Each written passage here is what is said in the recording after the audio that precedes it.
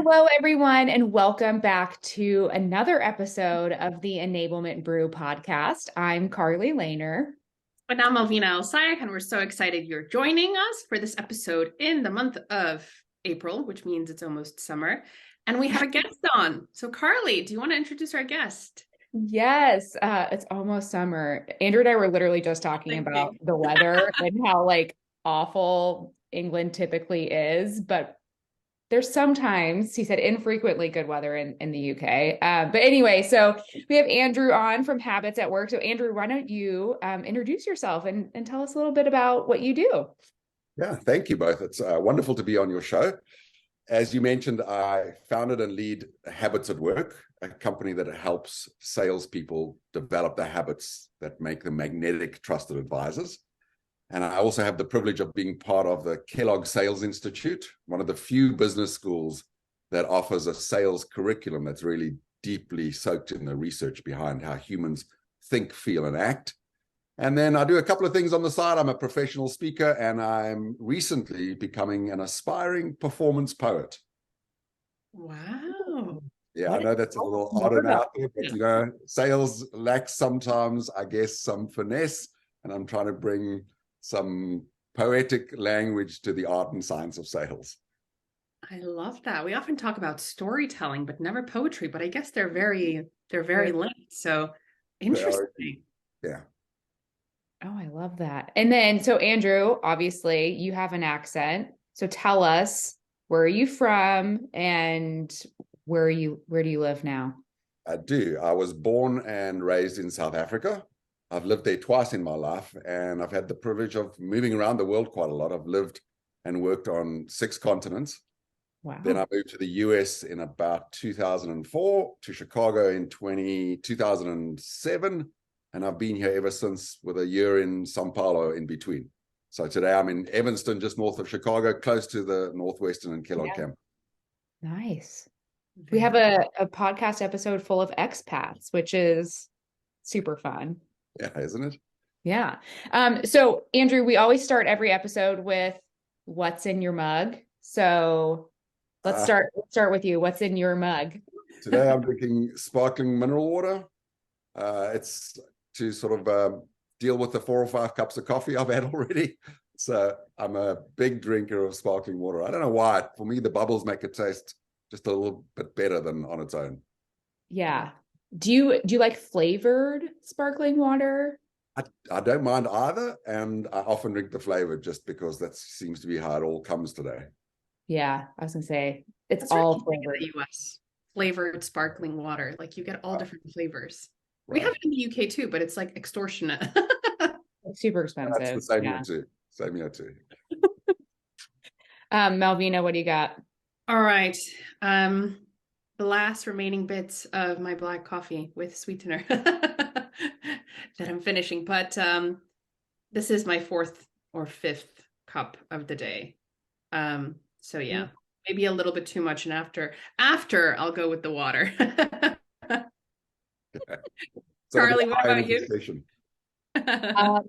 So I am having a matcha oat milk latte that I just made for myself.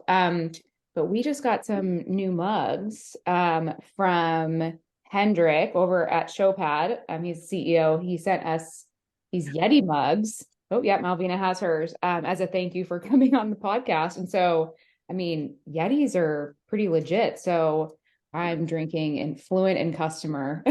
Thank you, Showpad.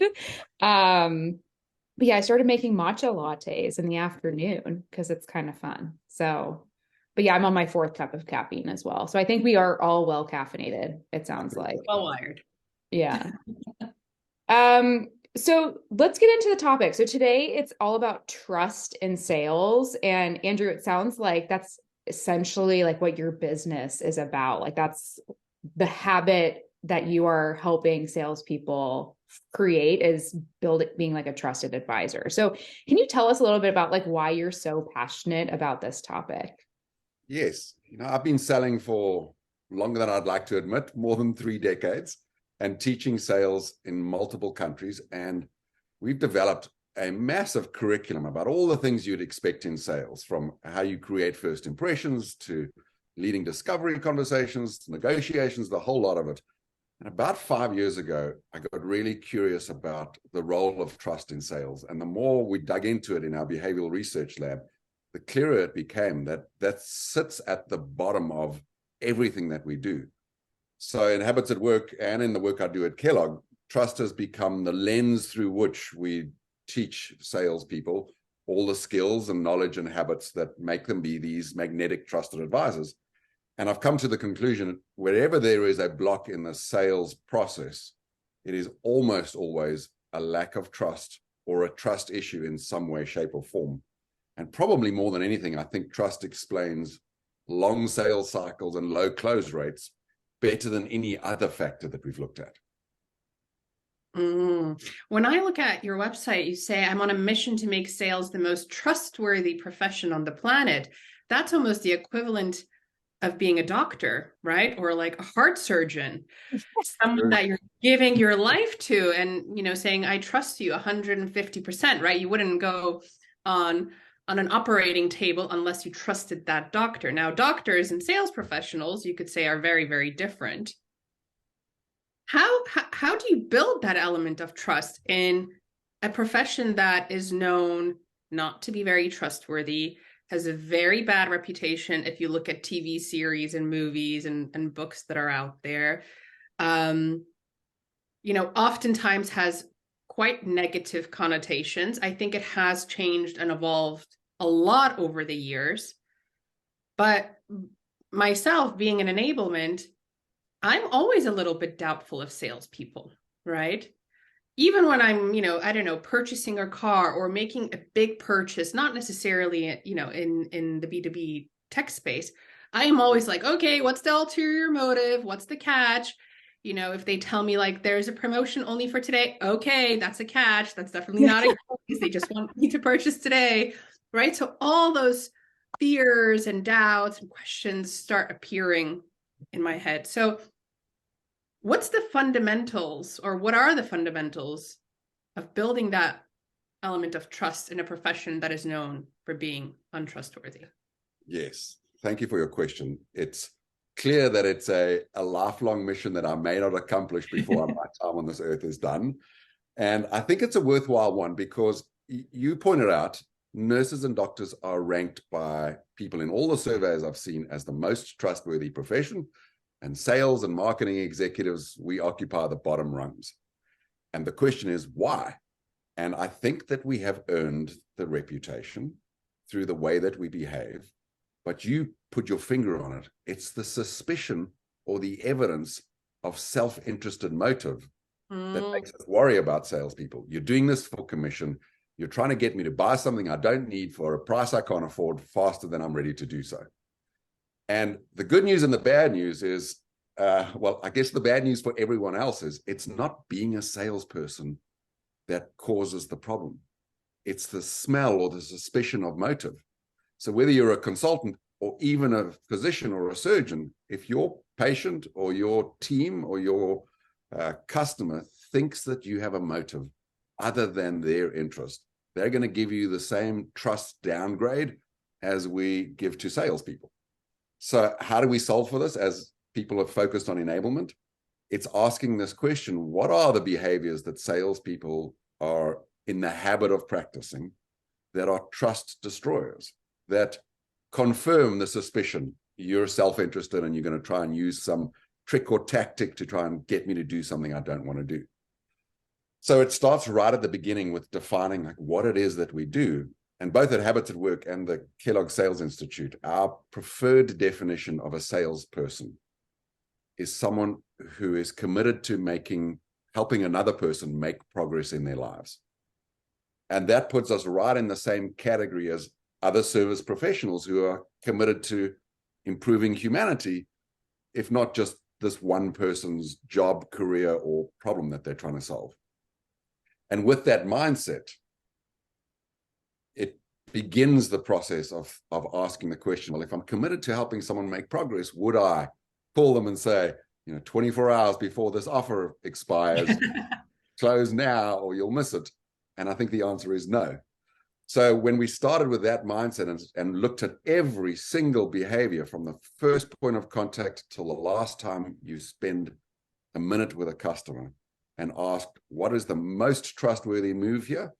It was the genesis of our curriculum. So you said trust destroyers, which I like love. That's like a great like brand name for what we all kind of know. So what do you think are like the top 3 trust destroyers that we don't want salespeople doing? Yeah, I love this quote from Kevin Plank. He said, trust is built in drops, but lost in buckets. And it reminds me that sometimes the trust destroyers are not terribly big things, but they can have very big consequences. So my number 1 trust destroyer is blowing your first impression, which is showing up when you meet someone and not designing the first 3 minutes of your interaction with trust in mind. Because what I've seen most salespeople do is they spend the first 3 minutes confirming that they are a salesperson and therefore earning the right of untrustworthy human because they've just showed you, I'm a salesperson. And that might include, introducing themselves with a resume summary that says, I'm the head of sales, can't wait to talk to you, instead of sharing a personal origin story that explains why you do what you do and that reveals that you have a higher purpose beyond simply making quota this quarter. And frankly, if you don't have that higher purpose, I'm not sure you're going to do well in sales. My second trust destroyer is leading with a solution rather than leading to a solution. And I think that comes from the fact that many salespeople, in my experience, are very smart people who love to share what they know. They just are in the habit of doing it way too early before they've earned the right to share what we can do. And my third one would be assuming that humans make decisions based on facts and figures, when all the research says humans change minds mostly in response to a well-told, character-led story. So it's the habit of inspiring and showing or allowing someone to see through your stories versus telling someone what to do because you're the sales professional. None of us like being told what to do. So those are 3 of my favorites. There's many more, but let's start there. I love that. And Carly, these are all things that we try to address in enablement, right? Like preparation, coming prepared, come with insight, lead with insight, ask relevant questions. Don't ask questions that you should already have the answer to, right? Everyone hates that. And I think it's so interesting when you look at research today, buyers don't want to spend their time with sellers. They actually prefer to do a lot of the research and a lot of the discovery of potential solutions themselves. And actually, they only want a really short period of time where they engage with that seller. And I think for us, that leads us to an important point. Like that interaction has to be 100% meaningful. And to your point, building trust in that what could be a very short interaction, that could oftentimes make or break the deal. Yes. And 2 things to say about that. The first is, as sellers, and I was guilty of this, for years I told myself, trust takes time to build. And our lived experience is that it seems like from the point we meet a prospect until the time they become a customer, a lot of it seems to be trust building. What I now know to be true is that time when we think we're building trust is often time spent crawling out of a trust hole into which we were put because we blew our first impression. Yeah. And I think we could avoid months of sales cycle time if we simply spent the time designing and practicing our first impressions. And I know in enablement, we spend a lot of time on sales skills, but I ask salespeople often, you'll meet 10,000 people in your life. You'll have those experiences where someone says, tell me a little bit about yourself. If that piece is not designed, you are being reckless, given that first impressions last through time and they're really, really difficult to change. So I do think that enablement has an extraordinary role to play in reminding sellers that the motions of sales that come later on that are all important are only opportunities you get if you've spent time really meticulously designing who you are for another person. And the other thing I'd like to say about what you said is it's true we're getting less and less time with customers, and they are spending more time researching on our own because they don't want to spend time with salespeople. And I think that's a problem worth addressing, because wouldn't it be wonderful if customers looked forward to spending time with us because it was easier and more enjoyable to do their research with us rather than on their own? And, you know, I know as a human, I like someone educating me. It's a sort of lazy way of learning, but I don't like someone doing it who's got a motive. So I don't think people don't want to spend time with salespeople. They don't want to spend time with salespeople who are annoying, aggressive, or self-interested. Yeah, it's interesting. I've worked for an organization in the past where there was no commission structure. Everyone had a flat salary. Everyone received a bonus, a quarterly bonus, within a certain percentage, but there were no commissions. So even if you closed a sale, you did not make any commission from that sale. Do you think, actually, if we're talking about building trust in the sales community, we actually need to rethink how we compensate sellers? Malvina, I am careful in answering this question because it's a soapbox issue for me. So I'll try and be succinct. I don't have a problem with commission-based compensation, provided that two things are true. Number one, sales leadership doesn't think that motivation comes from commission. Although as salespeople, we may say, I'm motivated to close deals because I'll earn more money. That's true. But having a great culture and strong leadership and feedback and an environment that makes it easy for you to perform is far more motivating than this dangling carrot, which frankly often encourages the wrong behavior. So provided it's not your main source of motivation as a leader, number one, and provided that as a salesperson, you remember that commission is never the reason for what you do, and you're careful about making sure that you behave consistently with that view. And that takes some discipline. So I'm not against them. I just think they have side effects that both leadership and sellers should be careful of. Yeah, so Malvina and I were at the CRO summit in London, and this conversation around like compensation came up, and one of the CROs on the panel talked about like hiring the right type of salespeople for your team, because if you want to hire people who are just motivated by money, it could kind of be a disaster depending on the type of culture you have, right? But so many people that I talk to, or there's a lot of surveys in the room, saying salespeople are motivated by money. Like that's, I don't think that's a bad thing personally, but how do we still be trustworthy as a salesperson and be motivated by money? Can we have both? And like, I guess, how do we figure out if they will be able to handle, like, I guess, the good and evil of, yeah.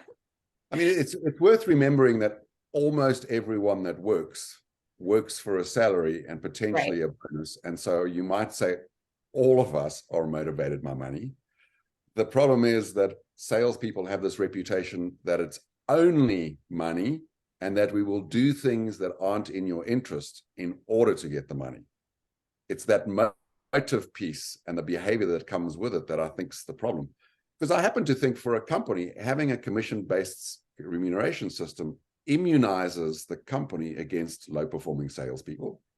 And from a salesperson's point of view, they are people who, like others, are motivated by money, but perhaps, unlike others, are prepared to bet more on themselves. And I don't think that's a bad thing at all. I think a great salesperson is someone who is a blend of humble and bold and careful, but when necessary, not quite aggressive, but a stand for customers doing the right thing. And commission can be a great guide for that. It can be a great reward for that. It just needs to be managed carefully in your mindset, if nothing else. And then realizing that customers have a suspicion that it's all about the commission. So one thing you could do as a salesperson is tell customers, So, I am remunerated in part on a base and in part on a commission. And if we do work together, I'm going to earn more money. But I hope to have the opportunity to earn that business by making sure that how I behave and what I offer in the end is a wonderful match for you. And you can count on me to bow out if I think that our product isn't the best match for you at any point. And just reveal what's true so that people aren't making up what they think is true in the worst case. We are very quick to judge other people as having bad intentions, and salespeople bear the brunt of that. Not undeservedly sometimes, but still. Yeah. I love that. I think it's to your point, like that's controlling the narrative a bit, and like don't allow the prospect to come up with some like worst case scenario conclusion about your motivations. And if you can kind of take control of that, lean into it, it might actually be really beneficial. So like an example I'm thinking of is we were evaluating a SaaS platform, and we were currently with a competitor, but we weren't really leveraging that competitor software all that well. And that was like kind of uncovered during discovery. And the salesperson said, hey, like, if you go with us, great. But if you don't, my ask is that you leverage our competitor's tool to its like the best of its ability and its full intention. Because when you do that, you elevate the industry, and it very much like, hey, go with us if you want, but actually you're doing yourself a disservice if you stay with them and continue the way you're operating. And even I guess if we switched and continued to operate the same way, we would be doing them a disservice. So I thought it was super interesting. I was kind of like, this guy's literally saying like, walk away from this if you want, but like, please like do what's best for the industry and leverage your platform the way it should. And I was like, that was super thought provoking. And then I was like, oh, okay. Like it did definitely build trust. And I remember my manager at the time was like, whoa, I've never seen that happen before. So That is a with powerful trust move. Yeah. yeah, I was going to say, so like, we kind of talked about the trust destroyers, and I know like first impression is an obvious one that we could be doing, but are there other ones that we haven't talked about that reps really should, hone in on, master their craft around, and like, where could enablement come in and be like, how can we help them with that? There are many, and we have limited time, so I'm just going to choose one. And I would say it is in the way that you listen to prospects. Love that. And every salesperson says, I'm a good listener. I do this for a living. And my response to them is, if you agree that listening is a skill, and I believe that all sales skills are embodied skills that you develop only through practice with feedback from a coach who knows what excellence looks like. If you think you're a good listener, how many minutes in the last year have you spent practicing listening versus listening in a conversation, which is performance? Have you sat down for 30 minutes with someone else and said, I just want to get extraordinary at this art of listening? And most people's response is no, because it's a little like driving. We're good enough to get from A to B. We're good enough to listen from A to B in a conversation. But there's a big difference between being good at listening and being extraordinary. And the trust payoff is enormous, because you will never meet someone who says, Carly is a fantastic listener, but I can't stand being in her presence. There is always a one-on-one correlation. Carly's a great listener. I love being in her presence. Can't wait to find her. Oh, that's such good advice. I think I always say to reps, you have 2 ears and 1 mouth for a reason. You should use them proportionally to your anatomy, basically. And so I think I love that. Can I add a nuance to that? yes. I say you have 2 eyes and 1 mouth. Use them proportionally, because listening is paying attention. It's not hearing. It's something you do with your eyes more than your ears, as it turns out. All right. I love learning new things and like just tweaking little things. I love that. That is amazing. So I think we are at time, unfortunately. Like I said at the beginning, we could probably talk about this for a really long time. But in an effort to keep things short and sweet, Andrew, thank you so much for joining us on this episode today. I think this is our 30th episode, Malvina. Does that sound right? I think it was so. our Yay. 30th episode. So Happy anniversary. big milestone for us on the Enablement Brew. So Andrew, thank you so much for joining. It's my privilege to be here. Thank you. Awesome. Thank you everyone for tuning in, and we'll see you in a few weeks for a brand new episode. Bye. Bye. Bye.